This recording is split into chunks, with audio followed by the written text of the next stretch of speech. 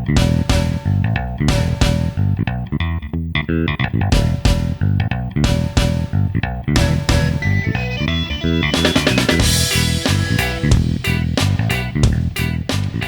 boys and girls. Welcome back. It is the Carla and Crappy Show.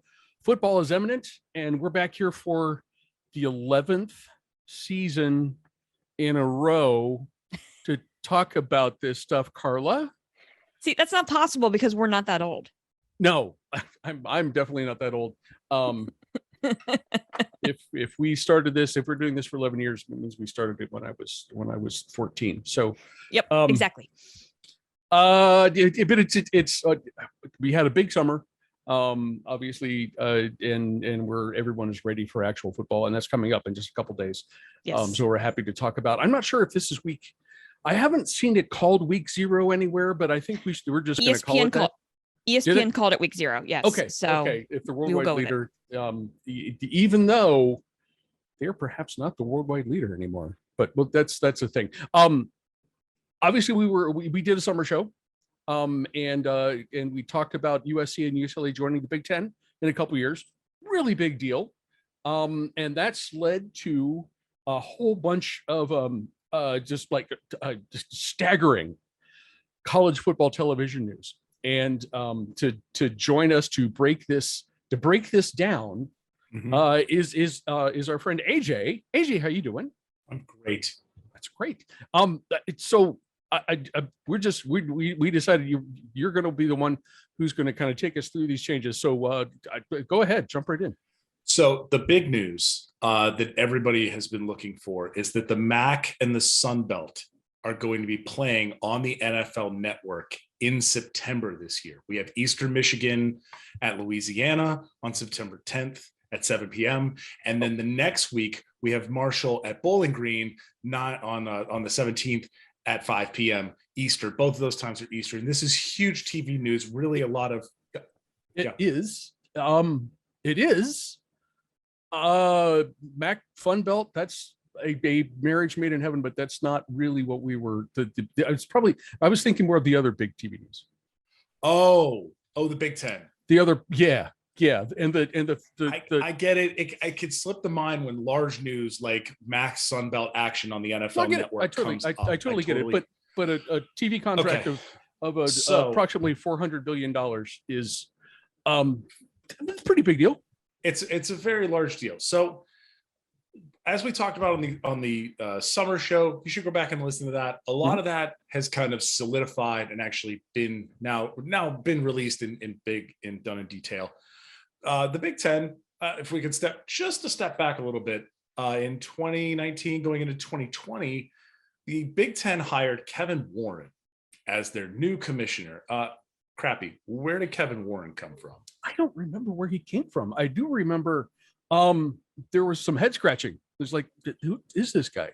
Kevin Warren. And I remember there was also a near revolt in 2020 over how he handled the whole COVID thing, and people were not pleased with him.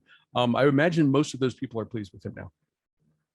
So Kevin Warren comes to us from the NFL. He is he was in the NFL as he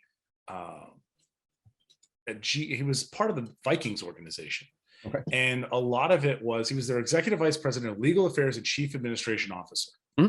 And when he came to the Big Ten, everybody was like, why are you hiring this like random, in essence, Big Ten person? He doesn't have any ties to the Big Ten. He went to Notre Dame. He went to Penn. Like, he doesn't have any distinct Big Ten ties. And as Crappy mentioned, he kind of sort of didn't do such a great job in 2020 in terms of handling. He did not start out well. Did not make a good first impression. But what Kevin Warren did was he learned from his time in the NFL and learned kind of how the TV system works in the NFL. And when he went out into the marketplace to say, hey, our grant of rights deal is up. We are a very large conference. Somebody pay us a whole bunch of money for this. And what he did was he went out and got an NFL style TV deal. If you've watched the NFL recently, you've probably flipped between a CBS game, a Fox game, and an NBC game at some point during your NFL Sunday. And that's what you will be doing as a Big Ten fan starting next fall. The combined deal from all three broadcast partners is $8 billion with a B over 7 years. So I know that I did not go to journalism school, so I have some ability to do math. Okay, and it ends up being that. Good. It ends up being about $1 billion a year to the conference. Details of the contract itself leaked out. This is very backloaded. So up front, the actual payments to each team do not change. Right now, they get about $50 million a year as part of their existing grant of rights deal. They will continue to get that $50 million. As part of UCLA and USC coming in, that money will ramp, and towards the end of the contract, each team will be getting somewhere between $80 and $100 million per team per year. This is stupid amounts of money. Yes. Right. And so the Big Ten put out a very long press release detailing all of this. But what they've actually done is actually really smart, because when you have three broadcast partners, and what they've done here is they've kind of spread themselves out.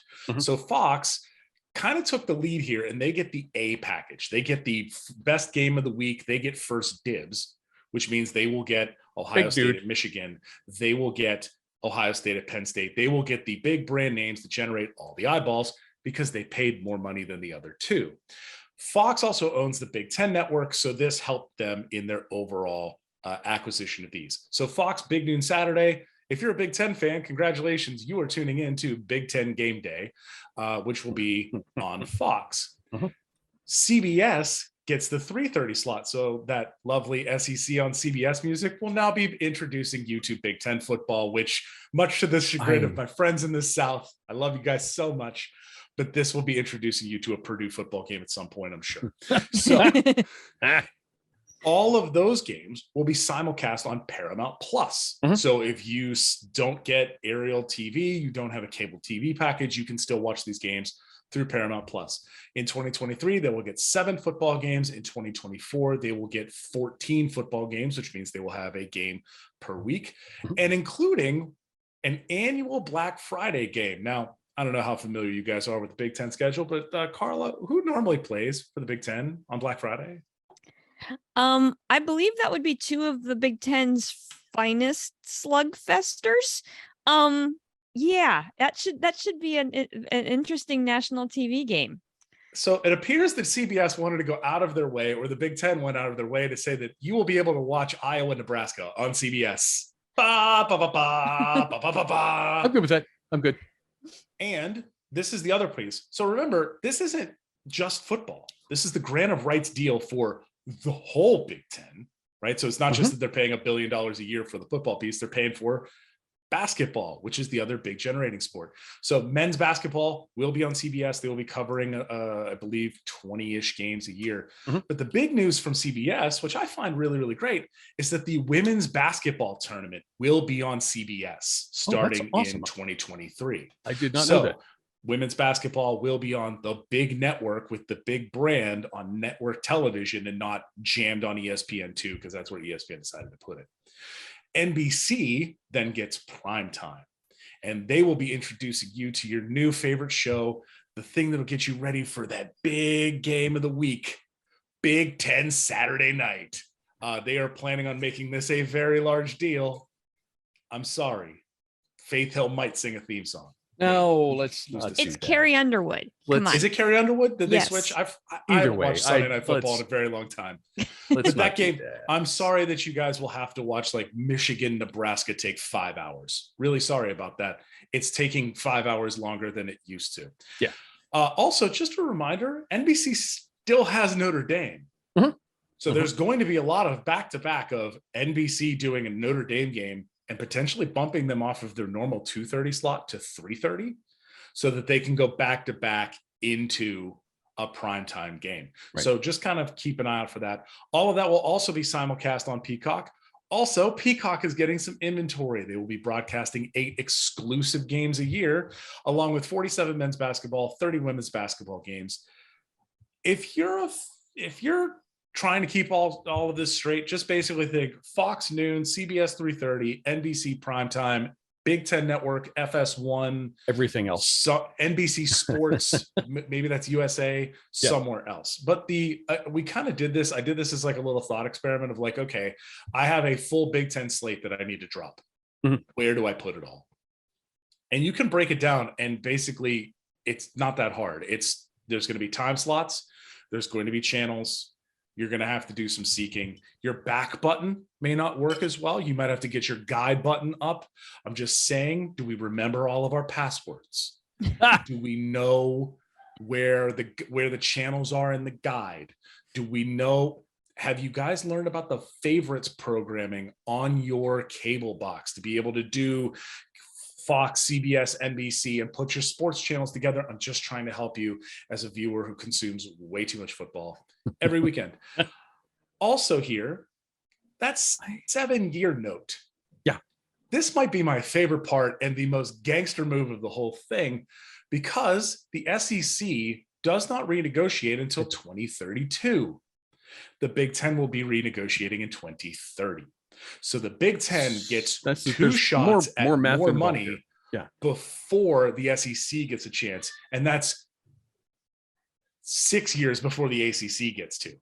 So all of this is to say that the Big Ten has effectively said, we are the big money. We're the big money in the college sports game. Catch up. I think that is a huge, huge thing for all of college sports. It will be very interesting because the Big 12 goes into negotiations next year. No, 2 years, because theirs is in 2025. Okay. The Pac-12 has already started their negotiations. They actually pulled it up because their grant of rights comes up in 2024, and they had already screwed themselves with what they did with the Pac-12 network. So expect a lot of the teams that you watch to be on different channels soon. Okay. That does qualify as serious news, and I'm wondering. I mean, there's obvious choices here, but if Charlie will let me look at my notes, I wanted to ask you guys to weigh in on kind of who are the winners and losers in this deal. And Carla, we'll start with you because you had a list that sounds pretty good to me. The winners here are whom? Well, tongue in cheek, you have to say Rutgers and Maryland, right? Because nobody sought out those schools for just about anything, and now they're bringing in more money per year than Alabama and Georgia and Florida and pretty much anyway, and Notre Dame, and all the big brands.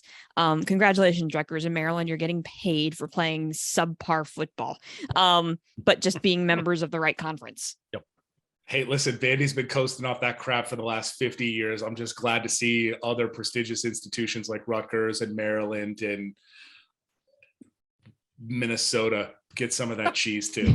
Northwestern. Yeah. Absolutely. Yeah. Northwestern too. Congratulations to Northwestern. You don't need the money, but I'm glad you have it, I guess. So some of those schools we don't necessarily think about, congratulations on getting paid. Obviously USC and UCLA, when they come into the Big Ten, are huge winners here because they were broke. That was the reason why they wanted to get into the Big Ten anyway. So this solves their problems. So they are definite winners here. I also think, and I didn't have this originally on my list, but obviously the conference as a whole, after so much hype around the SEC, right? And the domination of the SEC and kind of the landscape of college football that's been growing over the past 2 years. This is the Big Ten fighting back, right? And saying, no, we're playing some darn good football up here too. And you need to pay attention to us. And now they've put like AJ said, I mean, they've really kind of staked their claim as being the premier conference for college sports content. And that's saying something. I think one of the other pieces to that, and I think the winner here generally is the college sports fan. Not some of them, and we'll get to them in a second. But the college sports fan, in terms of these the Big Ten deal is actually a groundbreaking thing in terms of somebody telling ESPN to pound bricks. Yeah. Right. ESPN has effectively been able to walk in and just say, here's money, I guess, give us all of your content. And you're going to get shoved to ESPN3 and ESPN Plus, and it's going to look like crap, and so on and so forth. And the Big Ten kind of said, no, we're going to go get the other three to gang up and put the money up and make you look bad. This is the first time in 40 years, starting next fall, that you will not see Big Ten on ESPN at all. Right. Now, there is some back channel negotiation because there's more basketball games than there are channels. So how do you negotiate like all of that inventory? How do you get that into all of the various places? But I see this is a thing where Kevin Warren actually came out and said effectively, we wanted to make sure that ESPN did not own everything. We wanted to make sure that we could have actual negotiations and actual pushback on things. Because if you just let ESPN go, they're just going to give you, here's the number, we're the worldwide leader, get with it or get lost. And having Fox and CBS and NBC step up means that there's more places involved. You now have CBS saying, well, we have the Big Ten. Maybe we go get some more Mountain West content to backfill that. Or Fox says we want to go get the Big 12 too. And they can start to fill all this out. Because remember, Fox just has Big Noon. There's still a 3:30 slot. There's still a primetime slot. There's still plenty of other places that Fox can come in. And now by saying we have the Big Ten, we're going to get the big eyeballs. Now we can go after all of the mid-tier stuff that ESPN doesn't necessarily care about. See my deep beef with ESPN and the Pac-12 camera crews that they put on their games. Yes, I would love nothing more than CBS and Fox to go put some of their better crews on those games so that those games get just as much shine as the, big 3:30, the big noon slot. Whereas ESPN is spreading themselves so incredibly thin that the quality starts to diminish. So this is a big deal in terms of what the college football viewer will get as an overall product. But Carla, I think you kind of were starting to beat on that in terms of the SEC. But I think there's another conference in that general region that might have also taken an L here. Well, yeah, I mean, I mentioned that the SEC is probably a loser in all this, kind of because they got out negotiated, right? Yeah. Kevin could get out negotiated twice. Exactly. I would push back on that in terms of out negotiated. I think the SEC wanted to lean into ESPN. They wanted to get a network. They wanted to do those things. I don't think they got out negotiated. I think Kevin Warren saw what the SEC got and said, I could be better than that. Yeah. And so then out negotiated the SEC to get their deal up in 7 years so they could renegotiate again. I think that's where they got out. That's a super shrewd move, and I love it. Right. To be able to do that. And essentially, I mean, what the Big Ten said was SEC or the ESPN's been all in on the SEC for years. Right. I mean, that's kind of the rhetoric that they've been pushing in all of their pregame and the way that they promote games. And true, there are some really, really good games in the SEC. I'm not denying that. And there's some really good football happening in the SEC, but that was all you heard about in ESPN. And the Big Ten finally just said, you know what, if that's the narrative you're going to push, we're going to go somewhere else and get somebody to drive our narrative. And so essentially the Big Ten said, SEC, there's your boat, have fun. And so are they losers in this whole thing? I think maybe for now, it'll be real interesting to see how this all kind of shakes out in a couple of years with the way that ESPN presents things. But the real loser in all of this is the poor ACC. I mean, that ACC deal looks worse and worse and worse by the day. They're locked in at a ridiculously low number and can't renegotiate for an insanely long time. And unless ESPN is willing to just kind of break that deal, and I'm guessing they're not. No, I don't think you're stuck. And shout out to I want to make sure that I get her name right. We were talking about this the other day. Oh, Andrea Adelson. Andrea At Adelson. ESPN, That's yes. what it was. Andrea Hi, Adelson. Eric. Good to see you. Shout out to Eric and Andrea Adelson. Eric. So what's interesting about it is that the fee to leave the ACC is not that big. In like, if Fox or CBS wanted to put the cash up, or somebody wanted to put the cash up to get the I don't know, let's just pick UNC out of the ACC, they could do it. The problem is, by doing this, their contract states you don't get your TV money until the grant of rights deal is up from the ACC. So UNC could leave for the Big Ten and play a Big Ten schedule. They get no money from the Big Ten. The ACC gets that money.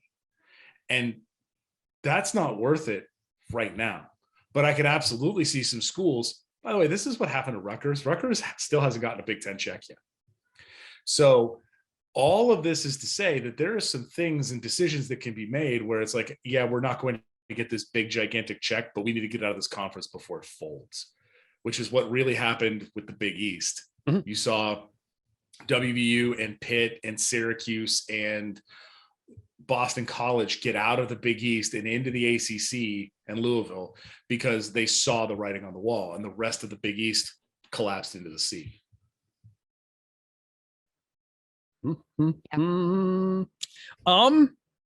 I don't really have anything to add to the winners and losers. I do have one more loser.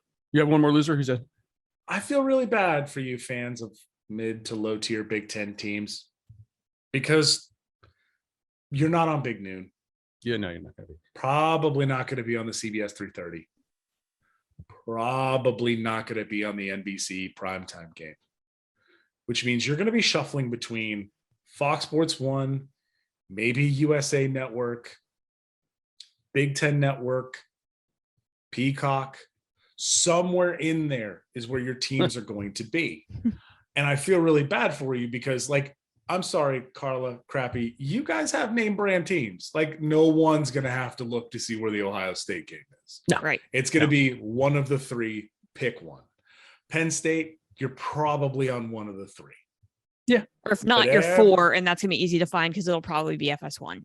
It's probably going to be FS1 for 4, might be NBC or USA Network or NBC Sports Network, whatever they're going to call that, or Big Ten Network, one of those 3. So there's 6 channel slots in which to go. But like, if you're an Indiana fan, like, I'm sorry to take a shot at Hoosiers fans like that, but if you're a Maryland fan, you're going to have to do some Googling. LSUfootball.net TV schedule is the GOAT. It's forever locked in. It's the first place I check.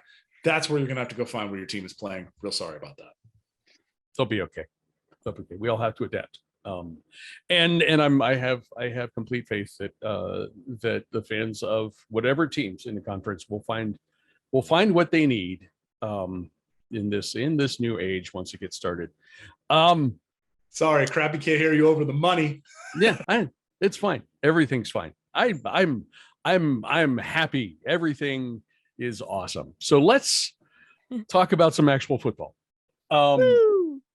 A traditional thing that we do here on the first show of the season is dig into who the Final Four is going to be. And Carla and I have noted over the past several seasons, it's like this is becoming an exercise that just you don't really even need to state this. Although I think there's a little flexibility maybe for the 4th spot this season, but we'll see what you guys think. AJ, what do you got for your Final Four?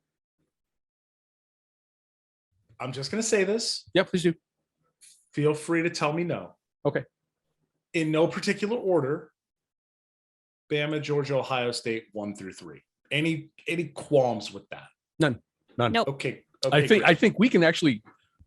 I'm confident that we can stipulate all 3 of us are going to have those 3 teams in the Final Four. I would be stunned if not. But yeah. Yep. So this year, there's not a clear number 4.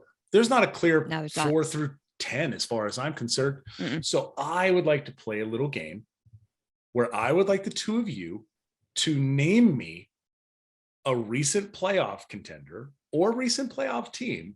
And I'm going to tell you what's happened to them in the last year that would cause me to say, nah, it's probably not. Go ahead. Carla? Yes. Clemson. Who'd you have for your Clemson was your fourth? Okay, No. so Clemson lost their offensive coordinator, Tony Scott, to Virginia. Brent Venables is now the head coach at his former sainted spot in Oklahoma. They have 2 defensive coordinators now. And their offensive coordinator is Brandon Streeter. You may remember him, former Clemson quarterback, keeping it all in the family. Can Dabo reload off of a year where their offense could not move the football and their OC is now gone? Probably not.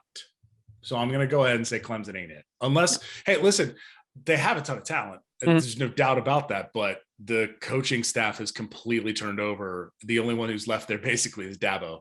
CJ Spiller's their running backs coach, just, in case it's season 11 and you want to feel it.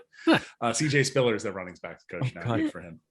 I mean, Clemson was a possible for number 4. I'm assuming that Notre Dame's going to have a pretty significant loss on its record. Although, we've seen that the loss to in a competitive game early in the season does not matter.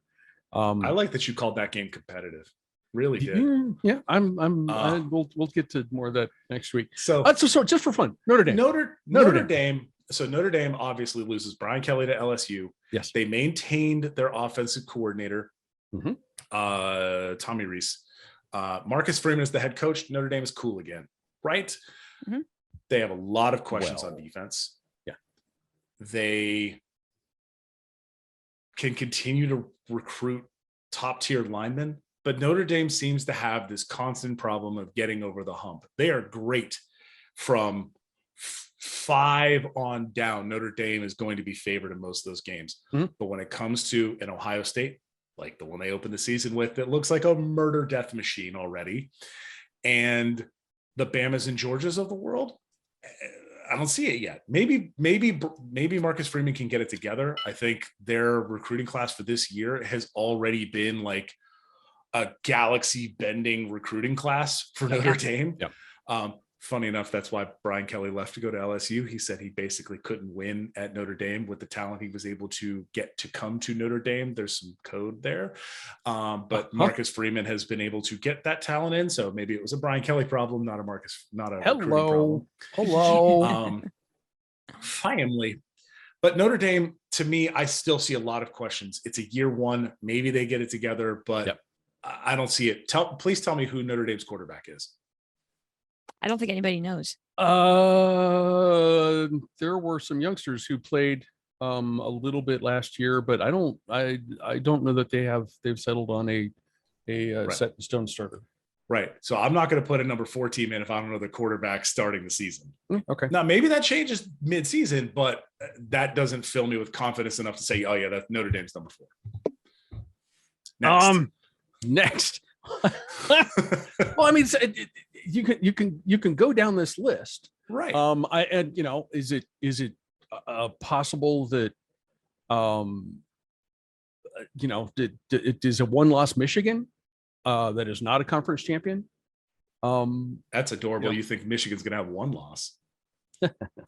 I see them as 9-3 at best. We'll get to that as well. But I mean, Oklahoma, I wouldn't touch them. No. Baylor, Texas has Baylor. Maybe I could see Baylor. I am wearing Baylor colors. Did not plan that. I could see Baylor a little bit. They look really, really great, but their quarterback's gone.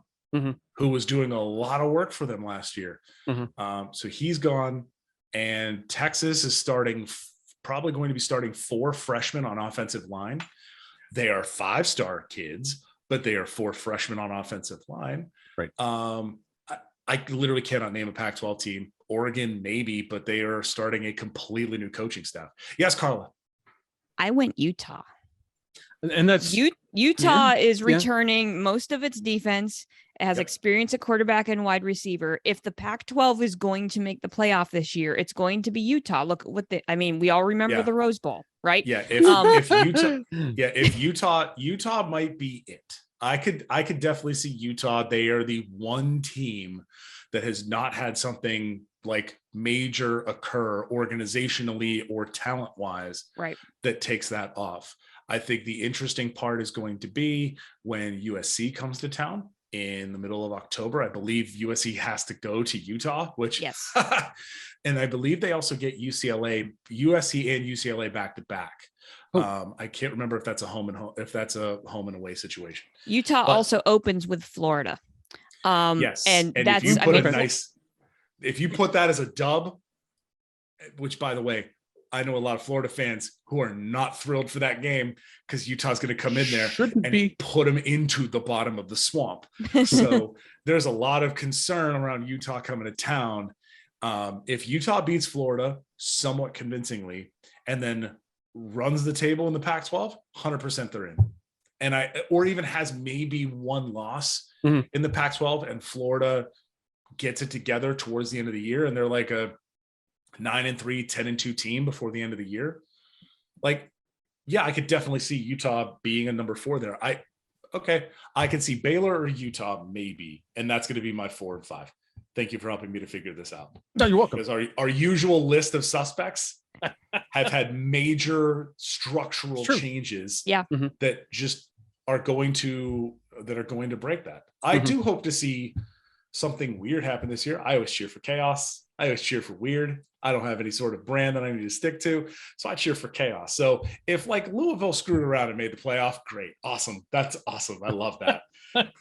We need this year Cincinnati.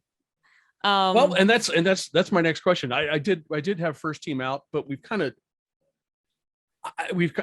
gone through the list of the degree that it could be any of those. Yes. Right. Those teams all capable of having respectable seasons and getting close, but there's no reason to lionize any of them right now. I agree that Utah is as good as a fourth team in the Final Four than anybody. So let's go to the G5 team, Group of 5 team with the best shot to make the playoff. And Carla, let's start with you. So if we think about the 4 that we just kind of settled on for the playoff, right? So we have Alabama, Georgia, Ohio State, Utah, in whatever order that is in. That's a whole lot of red, right? It is. In the playoff, it's an awful lot of red, and sure, true to form. I decided to pick another team that wears red to be the Group of 5 team, and I think it's going to come out of the ACC. And I think your best shot is hang on to your hats because Dana Holgerson's going to go to the college football playoff. I like Houston as potentially the Group of 5 team that could blow the whole thing up. There's some real potential there this year, but here's the thing. I've been on the Houston bandwagon before, and you know how that's ended. Yes. Not well. So we'll see if this is Houston. Is this your year? Like we used to say about Georgia, right? Oh, Georgia, is this your year? Houston, is this your year? It could be. They've got a lot of right pieces together. They have one of the top defenses in the country last year, even though we all think about Hogo and playing the fun and gun and throwing the football around, which they're going to do because they actually have some experience at quarterback. They've got some good wide receivers coming back. If that defense stays intact, and Cincinnati lost like their entire team to the NFL draft. So there's a lot of rebuilding. There's a lot of rebuilding happening in Cincinnati. Are they going to be good? Yeah, they're going to be good. But I'm going all in on the Cougs. Let's see what happens. Okay. AJ? So I racked my brain because because I watch and think about G5 football a lot. Yes. And Houston comes up because there's a blueprint for a G5 team to make the playoff. And it starts with the previous season because you're not allowed to use this year's results too. It starts with the previous season. Houston had a really, really good year last year. And then 10-9 and 9-3 or 10-2 or something like that. They were crap. I clicked the wrong year. Dang it. They were 12-2 overall. 12-2. Okay. Yeah. So they were 8-1 in conference, 12-2 overall. This year, they open in the Alamo Dome in San Antonio against the UTSA Roadrunners, who that'll be are fun. a very good G5 team, Mhm. 2, still has a bunch of talent on the table. Mhm. So there's that. And then the next week, they have to go in a rocket ship and they get to go to the moon, aka Lubbock, Texas, where they will be playing at Texas Tech. So they have an opportunity to go knock off a Power 5 team. And then guess where they go? They get to come home and Kansas comes to town. So you have an opportunity to knock off another P5 team. 2 P5 And wins then back to back would be huge. And then you get Rice at home. I mean, Mhm. that's a home game regardless. Rice is in Houston. But yeah. And then you have a regular AAC schedule, which in the regular season, they duck Cincinnati. Mhm. They have an off week before Navy. Okay. So they have a week to prepare for the option team. And they play at Memphis and at SMU. Mhm. And everything else is like a fairly mundane AAC schedule. Houston has the full potential with that defense Mhm. and improvements on offense to go out, beat most of those teams, and build off of a 12-2 year where they lost their opening game to Texas Tech by 2 touchdowns, and then lost the AAC championship game to Cincinnati. Cincinnati will, in my opinion, likely be meeting them in the AAC title game. That sounds because right. the interesting part of Cincinnati is, okay, you made the playoff and you had this, generational team at Cincinnati. Mhm. Hey, Luke, can you reload? That's the new question for Cincinnati. It's not, do you have the talent? It's, okay, do you have the talent again? Right. And that is where Cincinnati needs to, this is Cincinnati and Houston's effective, way for them to present themselves well going into the Big 12, which is what you want to do. Yeah. I think there is a dark horse in here in terms of G5s, non-power 5s with BYU. I thought about them. I did. BYU I had them on my list too. BYU is really, really good. Their schedule is really, really scary. And their schedule is, this is the fun part of scheduling as an independent. Their upfront first 6 or 7 games are brutal. Yeah. Yes. Mhm. Yes. But then the last half of the season, everybody's in conference play, so they're getting what they can get. I want to say there was one that was very funny to me. Is it the game I think it is? That's next year. Bring Coastal to Utah. So there is no Coastal game, which makes me very sad. My personal favorite is not this year. I think it's next year. No, it's not next year. It is it 2024 where they do the dumb thing? They play LSU in October for some reason. And I was like, or October or November, and I'm like, LSU, what are you doing? You big dummies. But BYU is at USF, home for Baylor, which is going to be an absolute banger of a game. And ESPN has already put that on the schedule. At what time? 10:15 p.m. Eastern time. There you go. I'm going to ascend. And then the next week, they play at Oregon.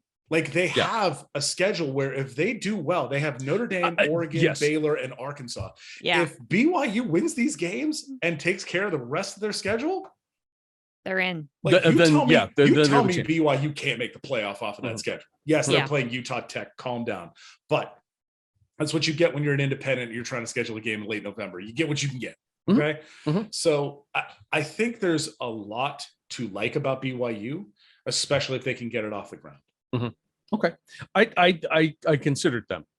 They were kind of the first team that I looked at when I was trying to answer this question, but I came across a nice piece, somebody in the ESPN universe, about Holgo and his kind of long-term plan for how things would work at Houston. It sounds reasonable. It made sense. And it's just sort of culminating with this year, this season. And AJ, you're absolutely right that they're following the same kind of pattern that Cincinnati did over the last couple of years. So I went with Houston as well. 1 and 1B for BYU maybe, but yeah, that's kind of what I was looking at when we thought this was when I was trying to figure out who might have that shot. Can we also giggle about the fact that BYU is playing Notre Dame in Las Vegas? Like, I need you to think about two fan bases and then them going to Las Vegas. What? Like, these two fan bases don't strike me as Vegas people. That's all I'm saying. I would Houston. I don't know. That'll be a fun thing. We have actual games to speak about. Yay. There's a small slate this weekend.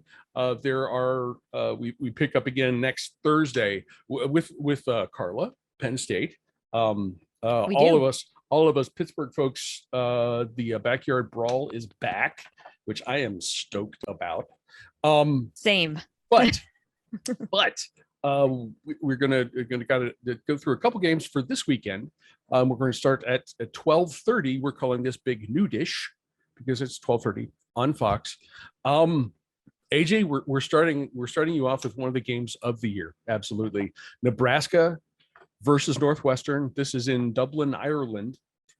For some reason, the Huskers are favored by 13, and folks, if you recall, last year we changed the name of the over/under to the AJ Fun Index. Same number, but this is a way for us to more accurately gauge AJ's level of interest. The AJ Fun Index is a 50.5 for this game, and that feels high, very high. Yes, to me. Hammer that under. AJ, what do you think here? Please. I'm going to say that I need to throw a week 0 caveat out and potentially a week 1 caveat out in terms of fun index. Okay. Because we don't know anything yet. No, this is total shot. Right. So 15 and a half seems fine. This could be a 28-21 game. That sure. Could be. I mean, that involves them scoring touchdowns. There's so many things I want to know about this game. Mm-hmm. Like, why Ireland? And like, I'm sure Big Ten is like eyeing international expansion or something like that, and they're going to go add like Manchester United football, like American football somehow. Yes, but like having this game in Ireland is very dumb. But whatever. There's two outcomes to this. One, the likely outcome, which is Nebraska has better players. Yes, and they win this game. I will say Northwestern has potentially the first tackle off the board in the NFL draft next year. They have a very good tackle, and Nebraska has very good defensive ends. So that should actually be interesting to watch. Mm-hmm. But my God, if Northwestern looks good and wins, Scott Frost doesn't leave Dublin on the team plane. However, the expectations in Nebraska are Mr. Frost. So we'll be happy low, to keep you here. so low that Scott Frost basically just has to make a bowl game and he keeps his job. Mm-hmm. Mm-hmm. Which is amazing because Bo Pelini used to win 9 games, but he was mean, so they fired him. Anyways, Nebraska's going to win, but Northwestern looking good and Scott Frost getting Lane Kiffin in Dublin to Ireland would just be incredible. And by the way, I will be attempting to watch this game because I have a problem. It's I do like the second game that starts on Saturday, and I'm absolutely going to be watching. There's no question. Carla, what do you think about Big Nudish? So it's a great way to start the season with two teams that are that ended 2021 season 0-5. Yeah, that's exactly the way that you want to start a new college football season. But okay, but they were close losses for Nebraska. They were close losses for Nebraska. Yes, not so much for Northwestern. Anyhow, so yes, Scott Frost clearly knows that he is on the hot seat. Because if you look at what he did during the offseason, he hired away Pitt offensive coordinator Mark Whipple. Mm-hmm. who is responsible for Kenny Nebraska. Pickett. Mhm. He also went out and signed former Texas quarterback Casey Thompson Mhm. as his starting quarterback. So he went out and did that. In addition to, are you ready for this? 22 transfers. He man signed went- 22 players out of the transfer portal. Scott My man Frost went needs shopping. to Not win. so much a portal as it is like a 15-inch water main. It's My man Whoosh. used the transfer portal like Amazon Prime. He was just like, yeah, this seems fine. I need more stuff. I'm out of paper Summer- towels too. summer transfer porter prime day. Let's do it. Let's do it. So, I mean, he obviously knows he's got to do something this season, right? Yeah. Because that's what you do when you make those kinds of drastic moves. Northwestern, yeah, sorry. They've got not a ton of experience on the secondary. They've got a good solid core of running backs. Mhm. But Nebraska just has to be like just a little bit better than Northwestern to win this game. And I think it'll be interesting to see how Whipple and Thompson work together as an offensive unit with offensive coordinator and quarterback there. I mean, Whipple's done it before, so it'll be really interesting. And Casey Thompson, when he had the opportunity at Texas, didn't look awful. I think it just wasn't a good fit for him. And there's too much upheaval with what was going on at Texas at the time that he wasn't able to succeed there. I think this is a really interesting pairing. Mhm. And we'll see what happens. I just kind of wish the pairing wasn't at Nebraska. There But- were also some rumors that Casey Thompson had like a broken thumb for multiple games Okay. towards the end of the year. Hudson Card was the other quarterback. But Casey Thompson, when he came in I think he came in Red River, looked amazing. Like he looked like the quarterback that Texas has been dying for since Vince Young left. But then he apparently broke his thumb and it was affecting his throwing capability, which is kind of a problem. Okay. So hopefully that's healed for him. I wish nothing but good health for him. Congratulations, you have to play for Nebraska now. Sorry. Yeah. The only thing I would add is that Nebraska certainly needed the help of the 57 transfers or whatever it was.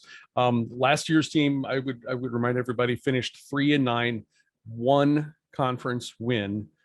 That was a 56-7 win over Northwestern. So yeah, I with the influx of talent, I don't see this as being an especially difficult game for the Huskers and a conference win. Look at that. There you go. Conference dub to start this season Yes. for Nebraska. Yes. In Dublin. In The conference Dublin. dub in Dublin. Doubles. Are they gonna? Oh my God! You know what? There's definitely some like EU mandate or something like that around balloons, and Nebraska fans will not be able to like float their balloons or whatever. Oh, huh. That's something we'll have to work out. 4 p.m. on the Big Ten Network. Wyoming at Illinois. Team Burt is favored by 10. This is getting more along the accuracy in AJ Fun Index, an appropriately dull 44 points. AJ, what do you think about this one? Oh, that hurt. It hurt when you said it like that. It hurt when you said 44. Yeah. Yeah. There's a reason for that. Neither one of these teams knows that the ball can be advanced through the air. Through the air. Yes. They like Craig Bull at Wyoming he had Josh Allen, and Josh Allen was great, Mhm. but he wanted to run the ball. He just was like, oh, fine, I'll let him throw the ball because he's good at it. But Wyoming doesn't exactly always get stellar quarterback play. So, they're going to run the ball like crazy. Illinois is going to run the ball like crazy. Burt's quietly building Yes. a program. Apparently, there's a lot of people who are around Illinois and have been around Burt for a long time. I will not call him Brett. I will always call him Burt. Yeah, never, ever. That are saying like this man's changed. He's different. He's wizened. I'll believe that when I see it. But he hired UTSA's offensive coordinator. That UTSA team ran all over Illinois last year. Yeah. So I'm very interested to Good way to see get a new job. what they do coming out of it. I don't think he got the job for that. He got the job because he worked with Burt at Arkansas. Right. But hey, when he comes to town and he whoops your ass and you go, oh, I should Should probably hire my buddy. I should I probably guess hire it's that pretty guy. straightforward. Either hire him or eat him, whichever. You hire. This is Right, the excuse me. wizening. Sorry, This is the wizening. that's right. This is the new Bert. New Bert. Who dis? So Illinois is going to win this game. Wyoming, a perfectly fine team, but struggled at times last year. They have not necessarily gotten an influx of talent. Wyoming's not a place that gets influxes of talent. So I expect Illinois to win this game. Okay. Carla? No, in fact, actually, Wyoming lost a bunch of talent. They were probably the worst hit. Maybe I think some of the kids from Wyoming ended up in Nebraska because Wyoming lost a crap ton of players to the transfer portal this year. Okay. They lost their top 2 wide receivers. They lost their top quarterback prospects. They lost a bunch of defensive backs and on and on and on. And Wyoming just isn't a place where you can afford to lose that much talent. Yeah. Right. Because like what AJ's saying, you don't attract a ton of good top quality football players to a place like Wyoming. So, I mean, that really hurt them. It's going to be a bit of a rebuilding year for Wyoming, even though I really, really want to pick Wyoming here because I still have a beef against Illinois. And it really pains me to Illinois. Yes. But yeah, I like what I do think Bert is building something very quietly at Illinois. They won some sneaky good games last year. I was on the receiving end of one of those games. Yep. And I love that. One of the greatest games of the year, TBH. It was awful. I had a newborn and it was just like, no. I like the Barry Lunley. This is when Ellie started learning the whole different vocabulary about college football vocabulary. Yes. I love the Barry Lunny hire. And so it'll be interesting to see what Illinois does. But yeah, gosh dang it, Bert. The thing that I wrote down for this, it's Bert's going to win this game. But I may, if the weather's okay, I may take the time at 4 p.m. to go cut the grass. So I'm ready for the next game, which I am absolutely not going to miss at 5 p.m. on the ACC network. Pittsburgh's own Duquesne Dukes are playing at Florida State. There is no line or AJ Fun Index, but ESPN's matchup predictor gives the Dukes, as of a day or two ago, a 0.5% chance of winning. AJ, what do you think? This is going to be one of those games, by the way, as a Robert Morris Colonial, it is my duty. Yes. Nay, my service. Yes. To say, get wrecked, Duquesne. Yes. Just generally. Go Bobby Moe. No love for the little guy here. Bobby Moe. Okay. Listen, my sister. No, dude, I understand. Yes, go ahead. My sister went to Duquesne, and I'll still dunk on her for it. It's great. Okay. Congratulations. You went to the weird school. So this is going to be the game where FSU fans get excited. Right. This is the land of false hopes. This is like, it's not like, here's the thing. It's not like Duquesne is Jacksonville State where they're going to like be a good team. Right. And like FSU doesn't take them seriously and like hilariously plays a Hail Mary wrong. Mm-hmm. And Jacksonville State wins the game. Yeah. This is one of the, like, Duquesne's not, I don't necessarily mean to begrudge the delightful Ohio Bobcats, but Duquesne's not a team that jumps up and gets you, right? It's just not. It is not, unless you're shouldn't be, unless you're Ohio in 2021. Tim Albin, but we'll get to that. I expect this to be one of those games where FSU fans get real jazzed up. They think this is the year. Did you see the line? Did you see that catch? Buddy, ACC championship. Book the tickets to Charlotte now. This is the year. This is the land of false hopes, kids. One of my coworkers is a FSU fan. Shout out to you, Chris. This is the land of false hopes, bud. Don't get them up yet. Mm-hmm. Carla, what do you think? So I think don't count this one out. Okay? Because of what we just talked about. Okay. Before you dismiss this game and say this is entirely just, Florida State's gonna win this game, yada yada yada. Again, as AJ mentioned, Duquesne did beat Ohio last year. Florida State lost to Jacksonville State. This is not totally out of the question, especially when you look at the schedule and realize that Florida State has LSU the following week. This is a total trap game. Okay.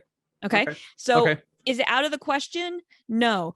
I think Duquesne makes this really, really interesting in the first quarter. For how long? This is spicy in the first quarter. There's okay.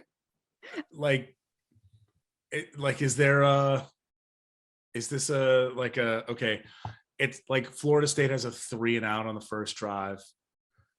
Maybe has like a 7-play drive, but punts on the second one.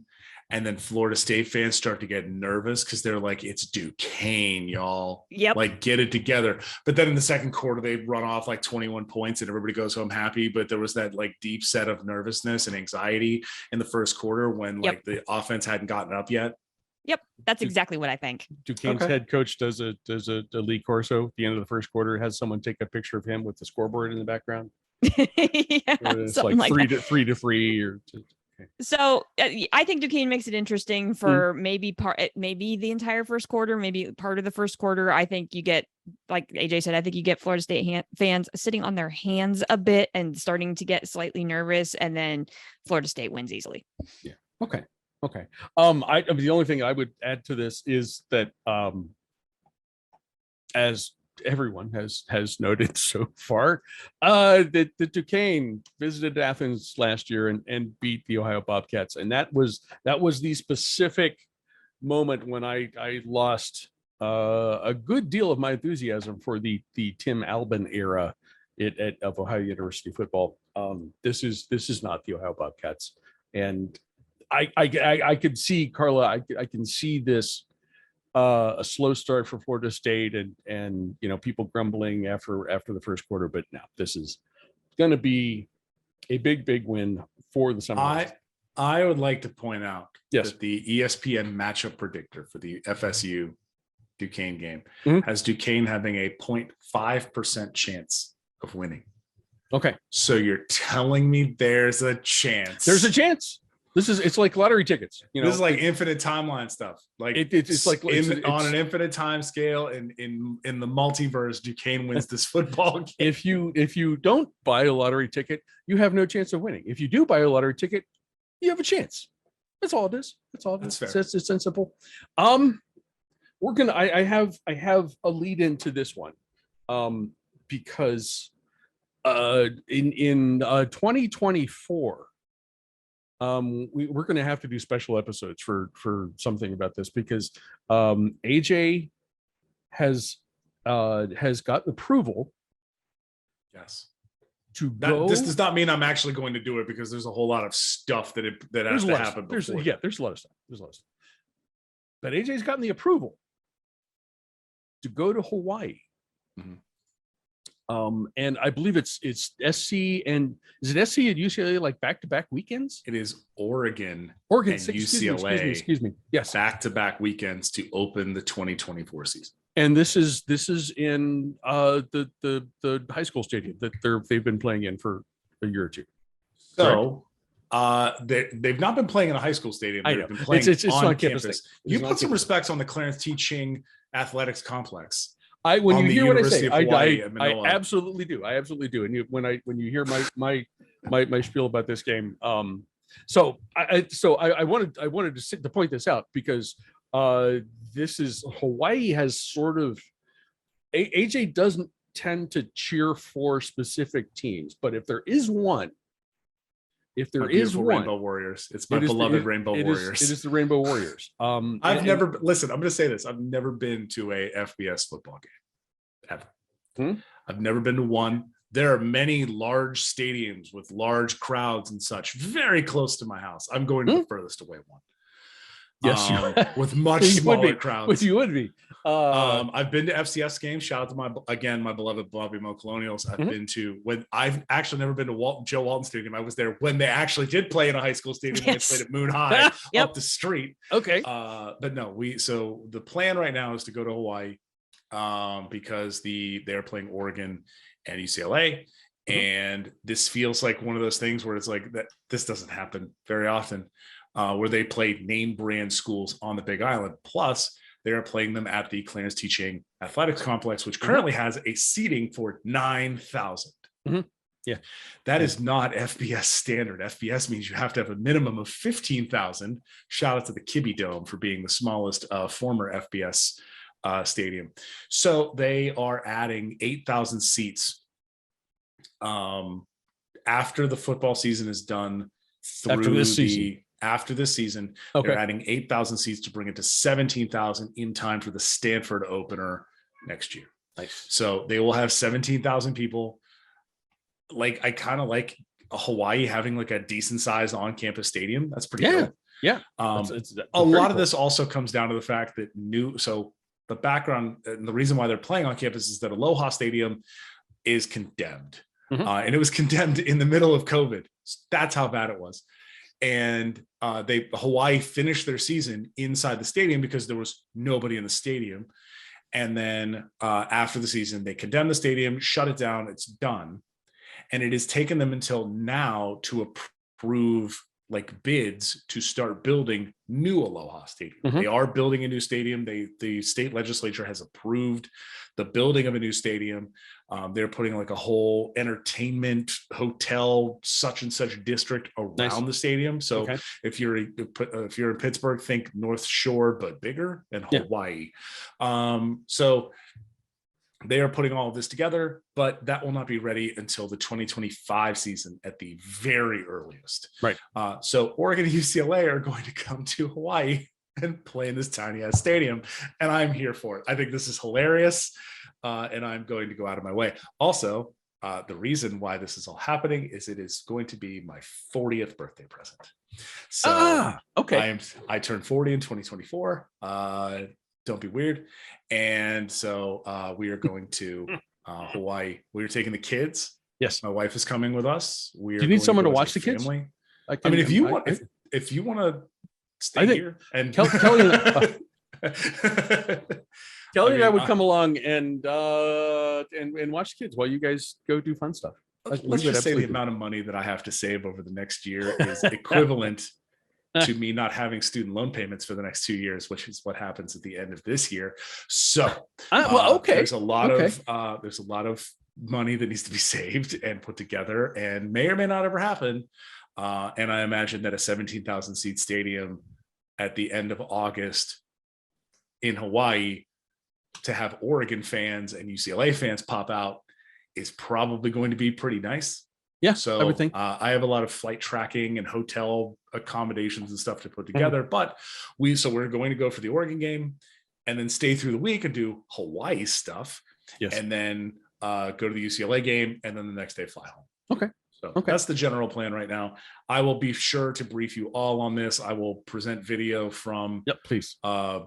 Beautiful Hawaii. If this happens, we're gonna need like the full team action Carla and Crappy Show coverage. And this is all a long-winded way to introduce big one. the 10:30 game on Saturday on CBSSN, AJ, the network of champions. Vanderbilt, Carla's current hometown team, Vanderbilt at Hawaii. Vandy is favored by 8.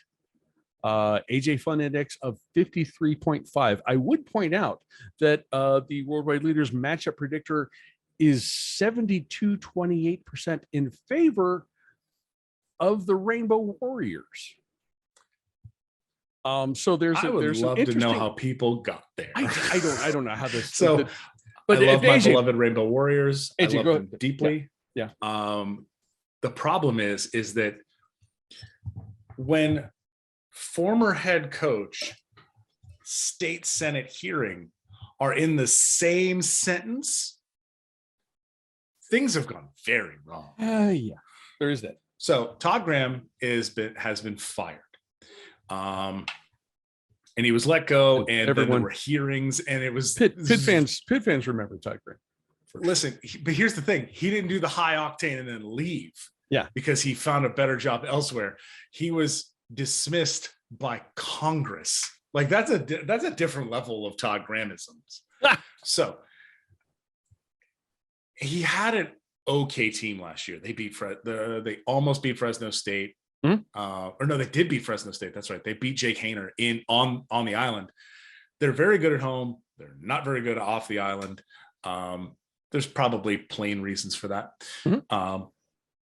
But when the time came to go hire a head coach, they called up the last guy who was successful at Hawaii, which was June Jones. And June is an older gentleman at this point and doesn't exactly have the fastball anymore, but he wanted a 3-year deal. And Hawaii is like, yeah, that's cool, but we really want Timmy Chang, former Hawaii quarterback, fortunate son of the island. They wanted him to be the head coach. Turns out Timmy Chang is a rising star coach. They just weren't ready to make him the head coach now because he was a wide receivers coach, I want to say, at Houston. Okay. But he was not necessarily the person that they really wanted. He was the wide receivers coach and tight ends coach at Nevada. Okay. So leaves Nevada as part of the Jay Norvell staff. So Mike Norvell.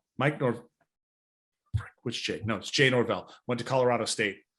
Took most of his staff with him. And then Timmy Chang gets hired by Hawaii to come home and be the new head coach. So basically they accelerated their plan by 2 years. They didn't want to. It didn't seem like they wanted to based on everything that was coming out of the program. So Timmy Chang is now the head coach. He is a first time ever head coach of his program that he grew up on the island, was a star quarterback for. Expectations will likely be high. He has done a decent enough job of tempering them and saying, like, look, half the roster transferred. Right. Like 25 players plus, I think, transferred out of Hawaii. So they lost a ton of talent. You have a first-year head coach coming in, a completely new coaching staff, set them expectations low. Vandy's going to win this football game. But, like, it's Hawaii on the island. Anything can happen. Sure. Okay. Carla, what do you think? So my very first note on this game is the lesson that AJ has taught us over the past however many years you've been on the show, preaching the joys and the wonders of after dark. Strange things happen after dark. And I think that's something you have to keep in mind with this game. I agree with everything AJ said. I had all those things in my notes about this game as well. I mean, Hawaii is literally rebuilding everything right now. Right. Like literally rebuilding a stadium, building a temporary stadium on campus and trying to assemble a roster with a first year ever head coach.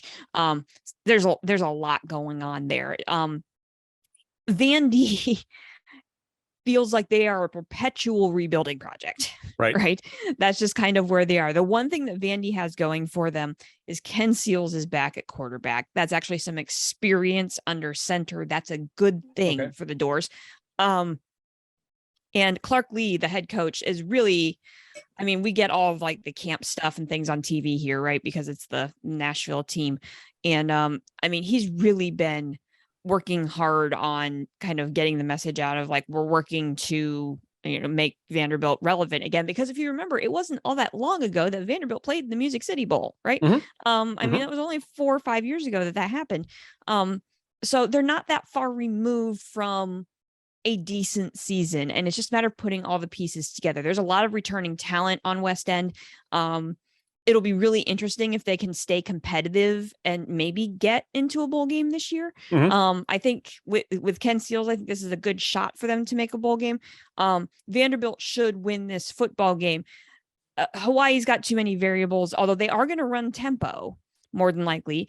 And can Vandy keep up with that kind of tempo and that kind of speed. I think if they're able to do that defensively, I think Vanderbilt will win this football game. But hey, after dark on the island, strange things happened. They do. I mean, everything you look at in this game points at at Vanderbilt winning. I came across this little thing in the Tennessean, and this is definitely posted on the bulletin boards in for Vandy, but this is Hawaii football director of player development, Jeff Reinbold. And he was just talking with reporters after practice earlier in the week, or late last week, looks like. And just these quotes. It's like, I cannot wait for that moment when we come out into that stadium. I know there's going to be 9,300 people there, but I will bet you the energy is going to be like there's 90,000 people in that stadium. This is a special place, he said. Vanderbilt has no idea what they're getting into. You know what? I love to hear it. And I love that talk. By the way, I'm picking Hawaii just for that. I'm picking Hawaii. I am. So, if that's a pep talk, I'm in. Let's do it. Well, and he is right, because Vanderbilt doesn't have any idea of that atmosphere, because people don't go to Vanderbilt football games. Well, the Vanderbilt football stadium is full of opposing fans, and I know this from experience. Your roster, yes, your quarterbacks. Let's pick some things here. We have Jake Farrell, quarterback. He is a sophomore out of Scottsdale, Arizona. We have Cammon Copper, Cammon Cammon Copper, quarterback. He's a junior, transferred from Washington State. We have quarterback Braden Schrager from Dallas. He is a sophomore. We have Armani Eden. He's a senior from West Palm Beach, transferred from College of the Canyons. And my pick personally, in terms of who's might be your day one starter, that'd be Joey Yellen. He is a junior out of Mission Viejo, California, and a former Pitt Panther. Pittsburgh to Hawaii connection is real, baby. Oh, okay. They have quarterbacks on the roster. They have talent there. Joey Yellen was a 4-star quarterback and had to ride the pine behind Kenny Pickett. And then Keaton Slovis transferred in from USC. So he knew he was going to ride the pine again. He was like, I'm going to go get a starting job at Hawaii. So good for him getting to go to a very pretty place to go play football. Seems Why not? Straightforward. Why not? And then they've gotten some transfers in recently, which is very good to see. Not a ton. They don't have 20 coming in like Nebraska does. So I'm hopeful that this year can at least be somewhat fruitful for my beloved Rainbow Warriors. And that they can at least see some sort of like sign of life and progress and come out of the nonsense that Todd Graham put them through. And then go from there, and that they can be a successful team going forward. I want Timmy Chang to be successful because he was a rising star coach, and to coach Hawaii to be a good team all the time would be awesome. Super awesome. That'd be awesome. And a win against Vandy would definitely get that started. Boys and girls, you can hear the Carla and Crappy Show on Apple Podcasts, Spotify, Google, and a variety of other podcasting hosts. You can watch the show on YouTube or the show's Facebook page. If you like us, please subscribe, rate, and review. If you don't, why don't you mind your own damn business? Be sure to come back next week for the start of big boy football. And let's go around the room for one final thing. AJ, what you got? I need everybody to go find their passwords. Make sure your channels are set. This is the week to get right. Yeah, absolutely. If you miss some action, it's probably not going to be consequential. It's week 0. But as Richard Johnson mentioned on Split Zone Duo recently, week 0 is the time to get right. Your TV's positioned right. How's your Wi-Fi? Do you need a longer Ethernet cord? Do you have all your passwords in place? Do you know where your channels are?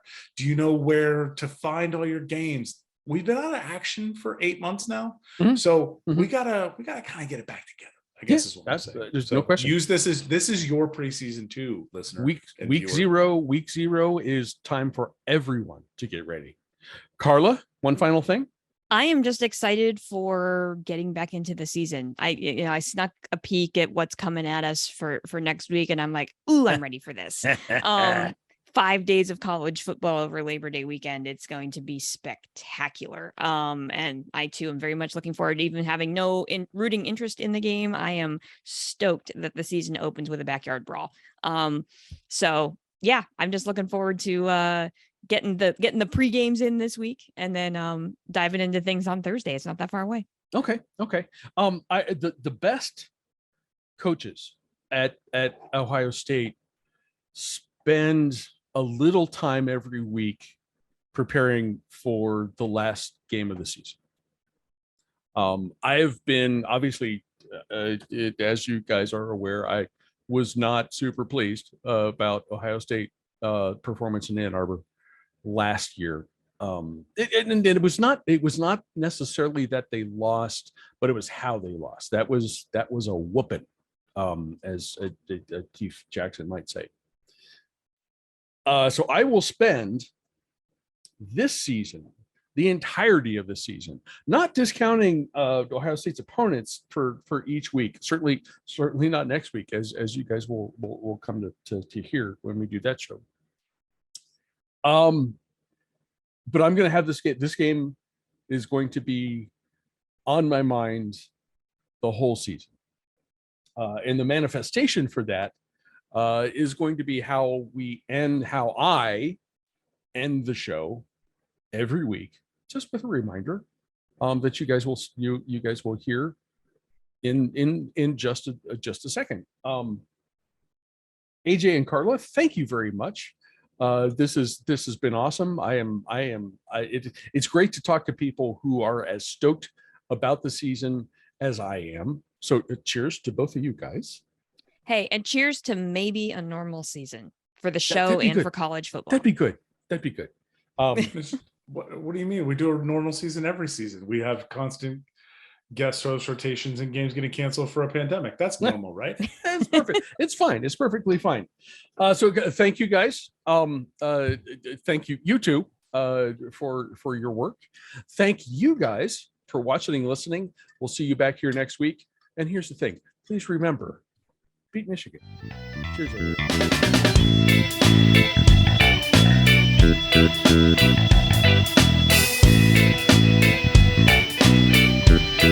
everybody.